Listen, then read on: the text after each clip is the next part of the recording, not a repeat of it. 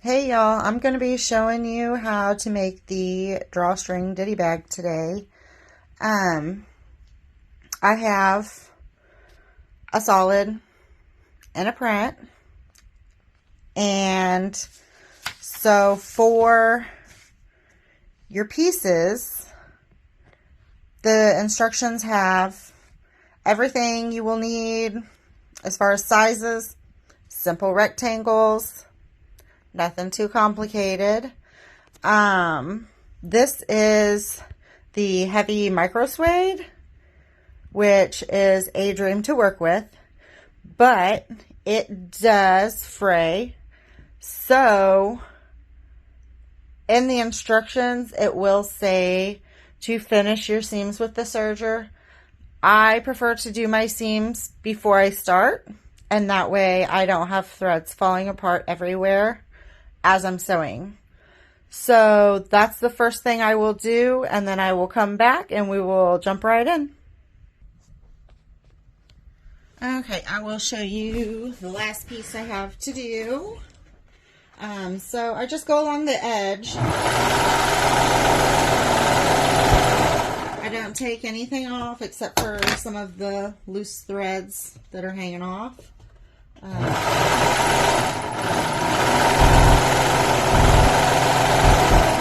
You don't want to change the size of your pieces that are cut.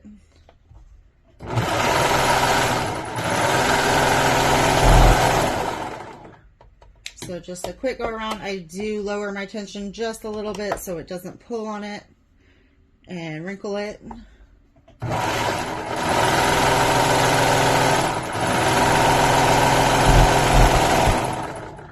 And then I just clip the corners since I'll be sewing the pieces together otherwise. Should be okay. Okay. These are my pieces. A little extra thread. So I've got all 7 pieces serged around and ready to sew together.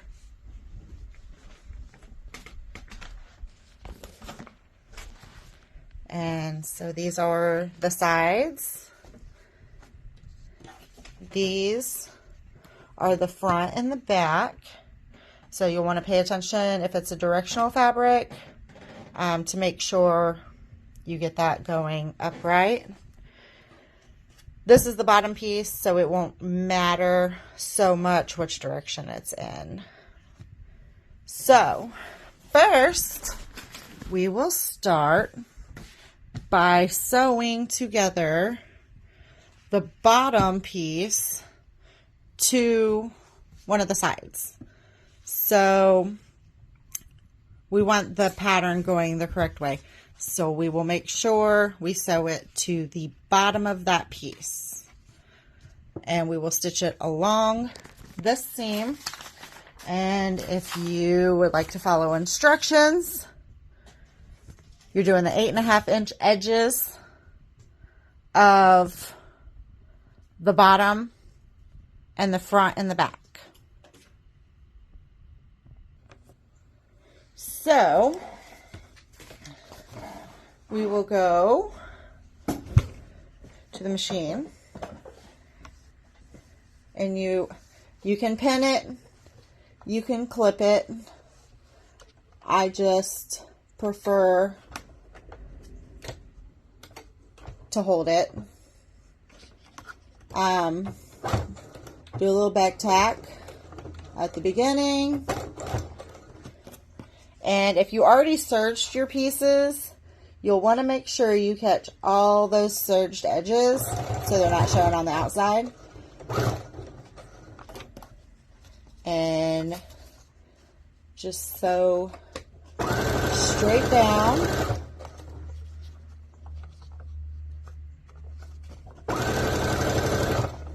It does have the seam allowance built into the pattern.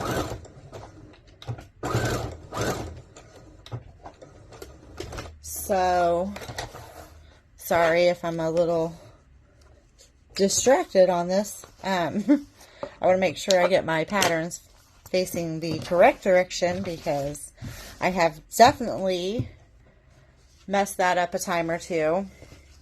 So once you get your front or back piece sewn to the bottom of the bag, you will sew your other front or back piece to the other side on the 8.5 inch side, and making sure your directional print is directional. This one has rainbows, so otherwise it probably wouldn't matter if it was just flowers. So you will sew this one the same way, just making sure if you serged all your edges already, make sure those are caught within your seam. As long as you're fairly consistent about how big of a seam you're taking. If you take a little bit bigger of a seam, it's not going to affect the... Okay, as I was saying, if you take a little bit bigger of a seam, it's not going to affect the overall construction of your bag. It'll make it a little bit smaller, but as long as your seams are consistent is the key. It only allows about 1/4 of an inch seam allowance on this. I probably take a little bit more than that, but not a lot. So what I'm going to do now is I'm going to press these seams open. It'll just make it a little bit easier later as we're constructing the bag. Okay, so I have my seams pressed. Next on the instructions is to start adding your side pieces. Sorry, try to make sure we're getting set up here. So the side pieces are your rectangles that are 11 by 3.5. You're going to start with putting one on each of the 4 corners. So if you lay it out long ways, you will have good side to good side, and you will only stitch from the corner. I stitch to the seam because then you're going to want to close the bottom up, and it's really hard if you already sewed into the bottom. So I stop in the seam with my seams open, and I'll do all 4 corners. I will show you at least one for recording's sake. Recording everything will be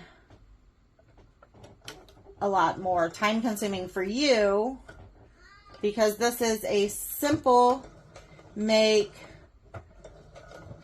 I think just having eyes to see how it goes, because I will be honest, I kind of struggled the first time I put one of these together. It was definitely confusing with written instructions for me. I'm a visual learner, so to just see the instructions for me was a little bit different. So I just make sure that this edge with my seam pressed open matches the edge of my side piece that I'm sewing on. I line those up and just stitch straight down, making sure I cut all of the serge seams that I did to begin with. And if you're not interested in serging your seams at the beginning, you can serge them in the process. That's actually what the instructions show. Like I said, for me, I don't want to work with fabric that is fraying, which, you know, if you're using anything with any kind of structure, it's going to, I wouldn't say this would be necessarily good on a knit project, just because your bag will then stretch when you carry it. So, one seam, straight down. I stopped at the seam for the front and the bottom of the bag. And then I will continue with the other 3 sides, and I will come back. Okay, now that we have all 4 side pieces sewn on to the bag, we will press the side pieces since we're going to top stitch on the side piece, we will press the side piece towards, or the seam, sorry, towards the side piece. I got off a really long night shift last night, and I may struggle a little bit today. I haven't slept yet, and it was a long night, so it'll be a struggle a little bit, but I'm going to get there. I'm going to show you how amazing this bag is, because I actually use one for work now. I had been putting everything in the end pocket. Okay, I don't know why my videos keep cutting out. As I was saying, I use one of these bags now that I recently made. I've been using it all week to carry all my other stuff in. So my wallet, my keys, my phone, chapstick.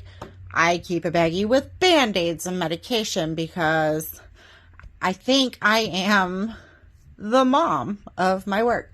I don't work with all young people, but I do work with a lot of younger people. And I am only 39 myself, but I'm the one that keeps the Band-Aids and the medication. So I do have a lot of people coming to me for that. But this is where we're going to start our top stitch. And the top stitch is going to be on your side piece, 1/8 of an inch. As long as you're catching your seam that you steamed over onto that side, pressed over to that side. I don't know. I give it a little bit of steam. So you will just try to make sure you catch that. Sorry, I'm going to set my camera back up so that I can show you. Oh, yep, that's not working out for me right this second. Told you it was a long night. It's going to be a long day. I think I'm in need of an extra day off maybe. Okay, so I'm going to just top stitch straight down. When I say straight, I am not the perfect top stitcher, but if you take your time, you can get it pretty good. This is just going to give it an extra flat look. It's going to look a lot neater once you get finished. And like the construction of putting these side pieces on, you're going to want to stop your top stitch where you joined and leave this piece hanging so that later we can sew this to the bottom of the bag. So I'm going to finish top stitching, and I will return with our next step in our drawstring ditty bag. Okay, so I have my top stitching done. I don't use my machine a lot. I usually am on my serger, and I am on my cover stitch.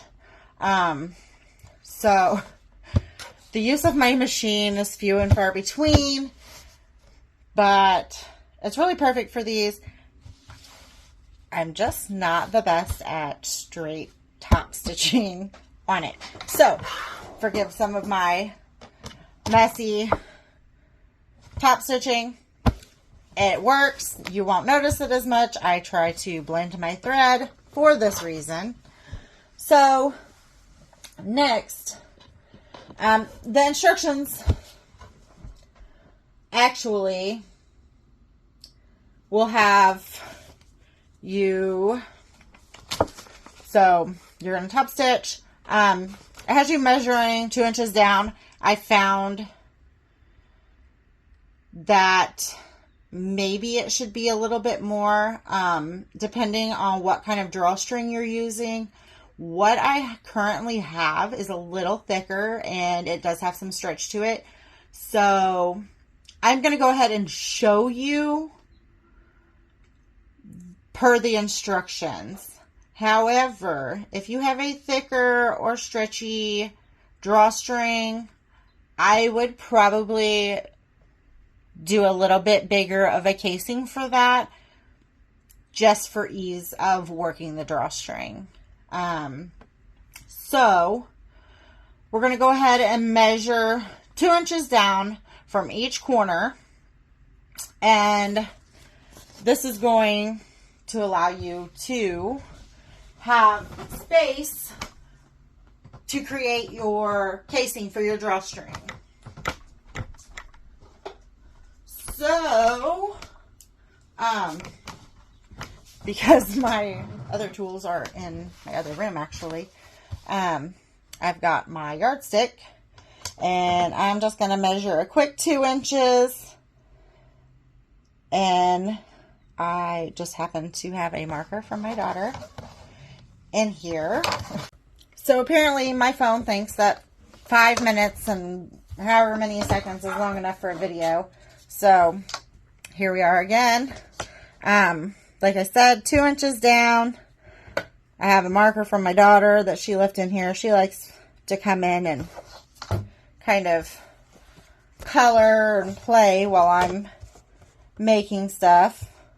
So I end up with a lot of her markers. And it's what was handy. So I'm just doing it within the seam. Oops. So you're not going to see this on the outside of the bag either way. Just making a quick little dot. Since the inside of the fabric's white, it's so easy to see. And then we will take, so your bag's folded in half, long, folded in half, more of a square. So you're going to put your corners together. This is the top of your bag. This is the bottom of your bag. So you're going to sew your side pieces together, which are your skinny rectangles. And that's what your marks are for. So put your marks together, kind of line them up, and you start sewing at those marks. Do a good back tuck so that you're not coming undone later. And then you're going to sew straight down, all the way down this side to make this one side of the bag all together. I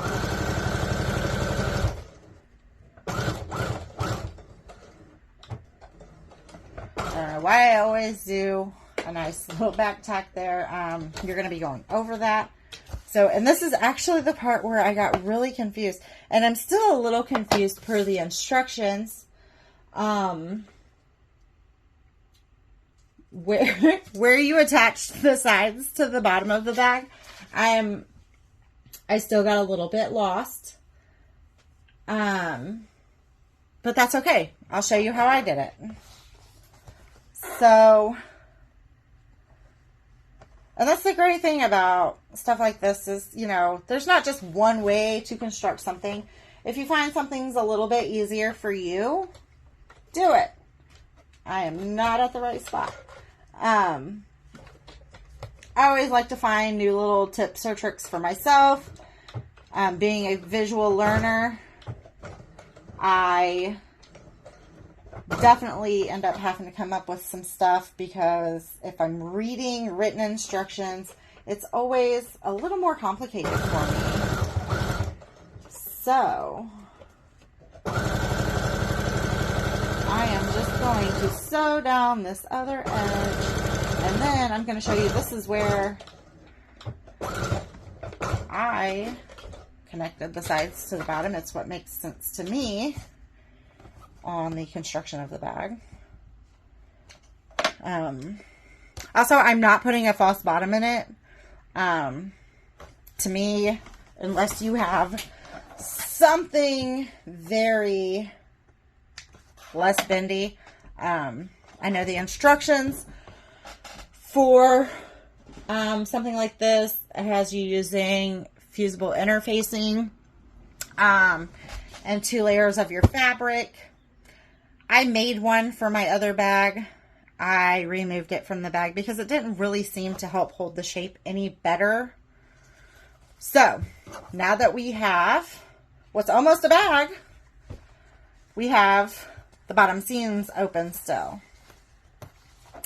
So I decided this is the perfect time to sew them up.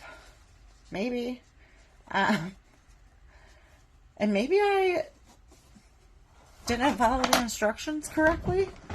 And maybe I'm showing you all this all wrong. I hope not.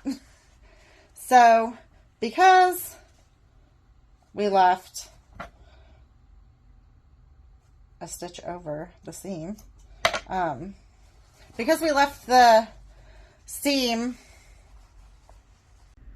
5 minutes goes really fast when you're trying to do something. So, I found it in the instructions finally. Yes, this is when it says to do this part.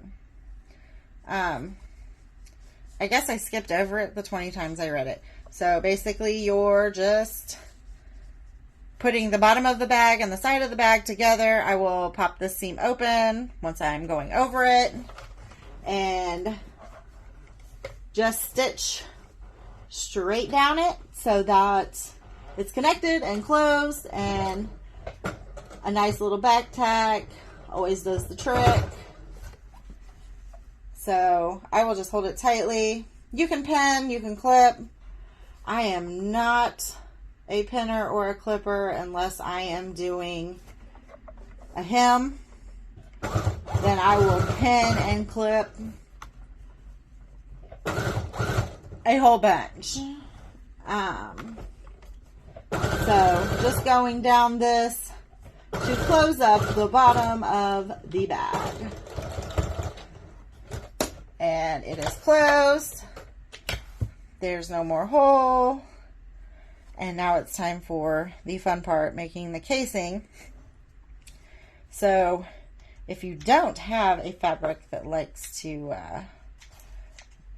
stay folded when you press it, which heavy micro suede does not like to stay folded when you press it, I will be using my trusty little clips.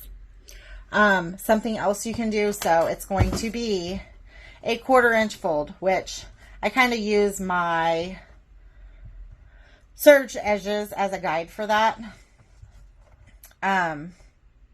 Sometimes for stuff like this, because I am not great at a top stitch or measurements all the time, you can make a quick little stitch to hold that in place. I will probably just use my clips since I have the edges kind of marked. It's not that big of a deal. You're not going to go all the way down. You're going to only do a 1/2 inch fold here. So it's pretty small fold. And actually, I'm forgetting a step. So the next step is actually these. Sorry, I got ahead of myself. On both sides, this is for your drawstring where you will pull it. These actually are super quick and super easy to just do a quick top stitch in. So you're going to go, I just folded in, it's 1/4 of an inch width of my serged edge. And then I'm going to sew straight down until the opening. I'm going to go just past it, a single stitch. I'm going to come across, I'll back tack, and then I'll come back up. It'll make it nice, it'll make it look neat. And then we will do the casing. Like I said though, if it doesn't hold a good steam or press, you can do a stitch across the top. You can, you do need to open your seam down here. Sorry if I'm talking a lot. It's probably the lack of sleep, also energy drinks. I kind of survive on caffeine and no sleep. So I will show you this, and then I will probably stop the video and show you then how we press our casing. So I just do a back tack, over, a back tack, and back. It's about right for me. I have my machine set at a 4 on my stitch length. Okay, I'm going to show you all on this a different angle, and hopefully I don't mess it up too bad doing it one-handed. So like I said, you're just going to go down. You want to make sure that seam is pressed open when you get down to it and you're going across it. It'll just help everything sit a lot neater. So when you go down, I just go 1 stitch past, and then I will turn it, make sure everything's still laying nice and flat. And so I go 1 stitch, 1 stitch back, 2 stitches, 1 stitch back, and just gives it a little extra hold so that that seam doesn't eventually tear open. So then I will just go turn it and make sure this is folded in. Like I said, I use this as a guide, which is also a really great reason to serge your edges before. If you don't have a serger, you can zigzag stitch it too. So that is what I wanted to show you all on that part. And then we will get started on the casing, which is a lot of fun. It's not really, y'all. It's probably the thing I'm worst at, but we will get through it, and it will be an amazing bag. So let's see. I will be right back. I'm going to find a good way to set this up. Okay. So I have to do a 1/4 inch fold. So you're going to, again, I use my seam or my serger stitches to kind of see where that is. Also though, it doesn't hold a press very well, but you'll just do it on both top edges of your bag.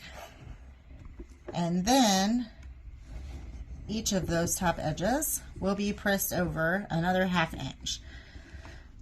This creates where you will stitch your casing closed along this edge, and then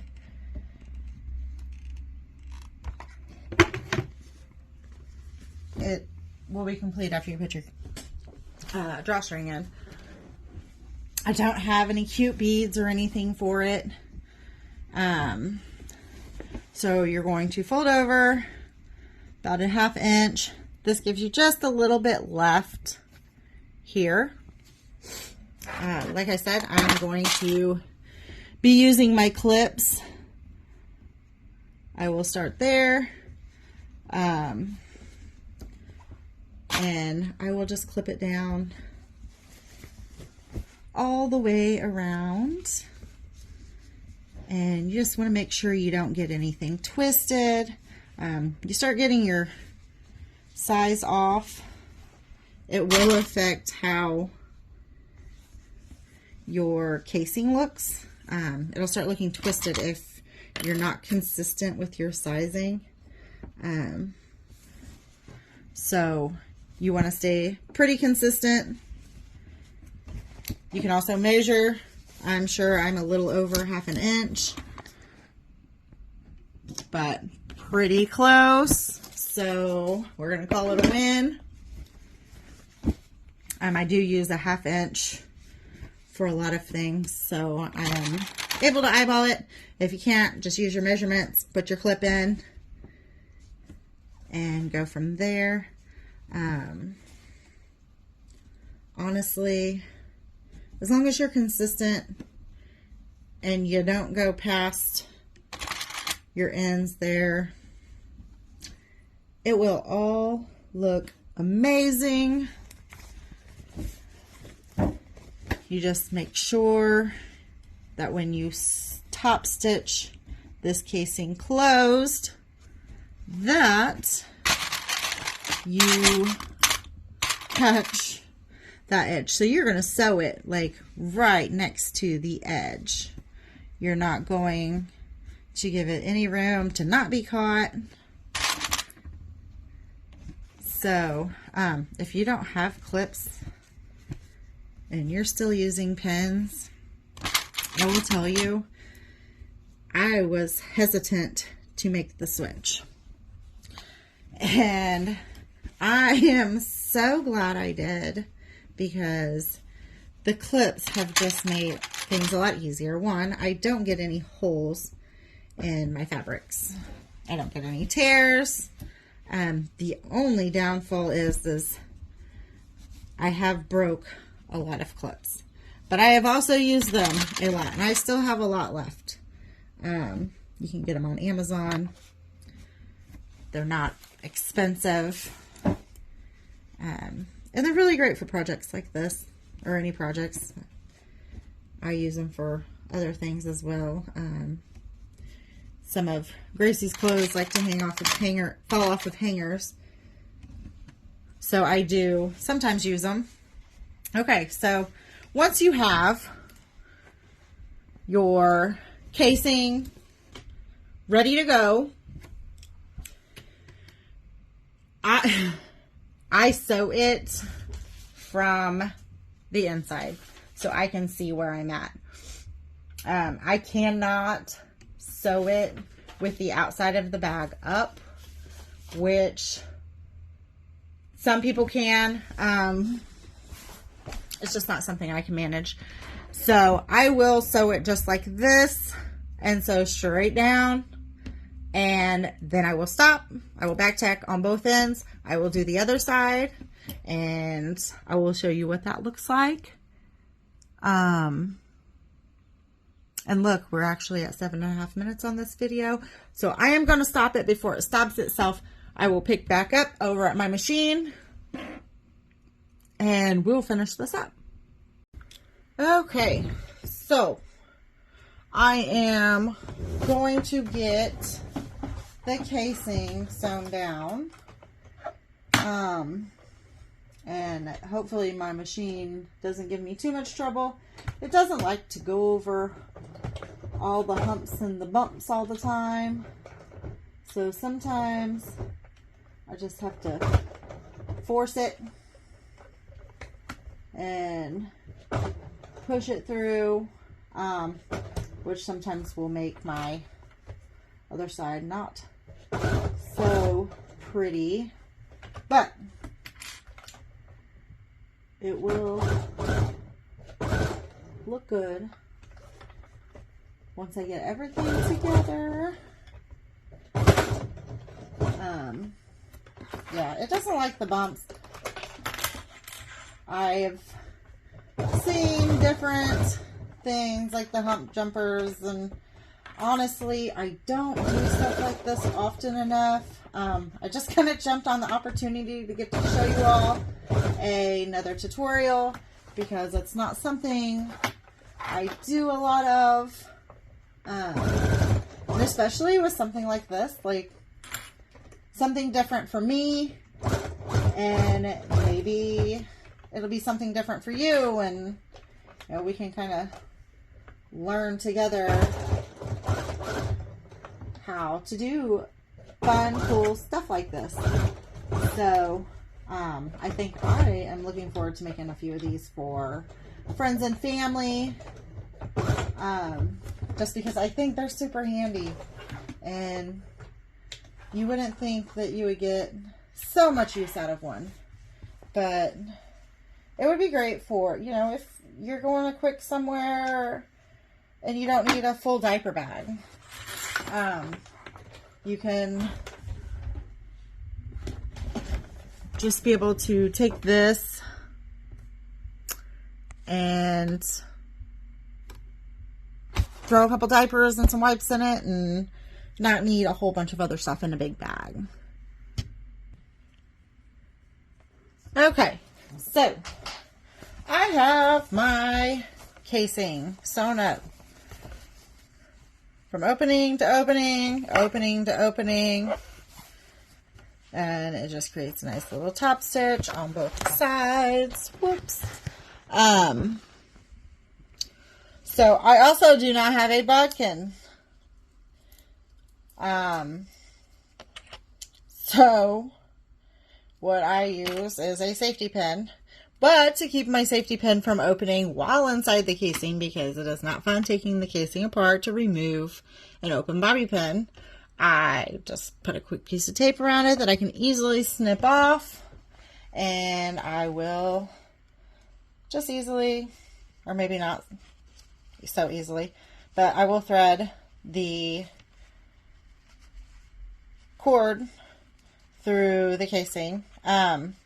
So you need about 60 inches total. You'll want 30 inches for both sides, maybe less if you're using something stretchy like I am. Probably won't be my go-to if I continue to make some of these bags, simply because maybe paracord or something with, you know, no stretch would probably be more ideal. But you're just going to thread that through on one side, and sometimes it can get a little tricky to get that all the way through there. Okay, so I always stick a clip on the other end just in case I pull too much. Pull that through. I'm going to go ahead and do the other side, and then I will show you how to finish it up. Okay, so we are at the very end, minus the false bottom, if you choose to do it. I don't have anything thick enough to really make a difference in adding it. It does fine without it. So you have your 30-inch drawstrings through both sides. If you want to use a pony bead, I don't have any, so a simple knot on both ends together. I mean, technically you could use one 60-inch piece. I think it's a little cuter if you have two knots. but fully customizable on how you prefer it. And that is all. You just pull it together. And so what I do to carry it is I get it nice and tight, and then I tie it, and I tie it with a bow, and I carry it by the bow loops. And that's how I carry it into work. I can also slip it on my wrist to carry it. Super easy, versatile. I'll get some cute pictures of this so you can see how it sits. And y'all can tell us how you would use it and what you would use it for. I already told you all I like to use it for my work stuff. I think I can find some more uses for it though. Thank you for watching. Sorry this was drawn out and the video cut. But I really hope you all enjoy making one of these. And I definitely highly recommend the heavy micro suede, because it is such a dream to work with, and it prints beautifully, as you can tell. They do amazing, and the quality is so perfect. So I'm looking forward to making more. I'm looking forward to seeing yours. Thank you all.